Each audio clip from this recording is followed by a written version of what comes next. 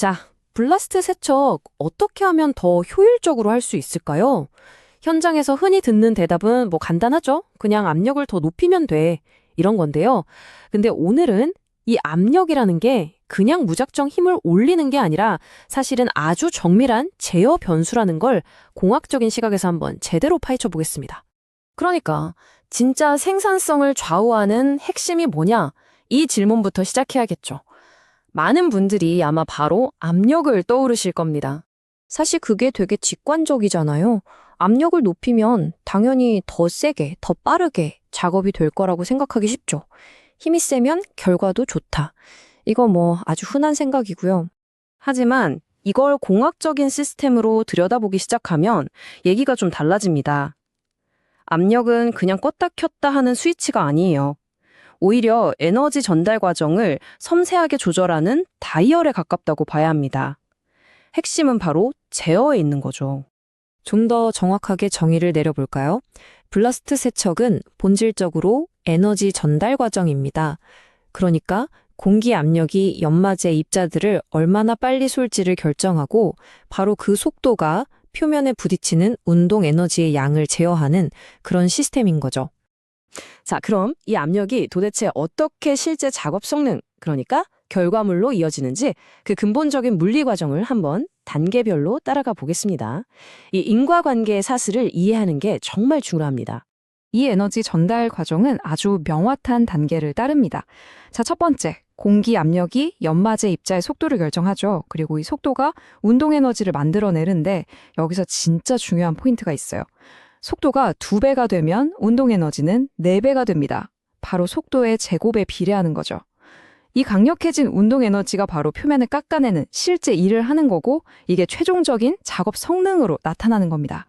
좋습니다. 그럼 이제 이론은 잠시 접어두고 실제 데이터는 어떻게 나타나는지 성능 곡선을 보면서 이야기해 볼게요. 압력이 실제 작업에 의미 있는 영향을 주기 시작하는 그런 특정 지점이 있거든요. 자, 이 그래프를 한번 보시죠. 특정 조건에서 압력과 생산성이 어떤 관계를 갖는지 보여주는데요.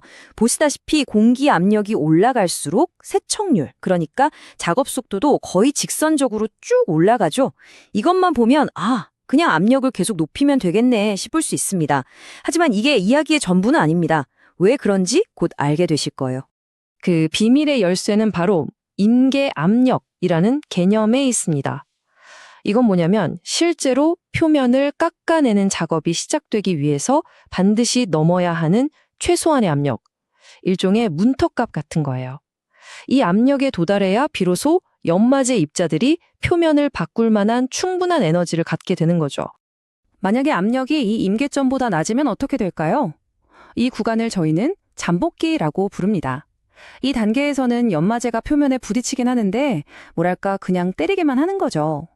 실제로 표면을 제거할 만큼의 에너지는 턱없이 부족한 상태입니다. 한마디로 에너지는 쓰는데 일은 안 되는 아주 비효율적인 구간인 셈이죠. 자, 그럼 이런 생각이 들죠. 아하, 그럼 임계 압력만 넘어서 계속 압력을 높이면 되겠구나. 과연 그럴까요? 공학의 세계에서는 항상 트레이드 오프, 그러니까 하나를 얻으면 다른 하나를 잃는 경우가 많습니다. 이제 압력을 높일 때 어떤 한계가 나타나는지 그 복잡한 이야기를 해보겠습니다. 다시 한번 질문을 던져보죠. 최대 성능을 내기 위해서 압력을 정말 무한정 높일 수 있을까요? 정답은 아니요입니다. 데이터가 그 명확한 한계를 보여주고 있거든요. 바로 이 데이터가 그 답을 아주 명확하게 보여줍니다. 여기 그래프에서 검은색 원으로 표시된 구리슬래그에 한번 주목해 보세요. 압력이 0.8 메가파스칼을 넘어서는 순간 오히려 세척률이 뚝 떨어지는 게 보이죠? 다른 연마제들은 성능이 계속 올라가는데 말이에요. 왜 그럴까요? 이건 구리슬래그가 너무 높은 충격 에너지를 견디지 못하고 산산조각 나버리기 때문입니다. 에너지가 표면을 깎는 데 쓰이는 게 아니라 연마제 자체를 부수는 데 낭비되는 거죠. 이렇게 압력을 무작정 높일 수 없는 이유는 사실 여러 가지가 있습니다.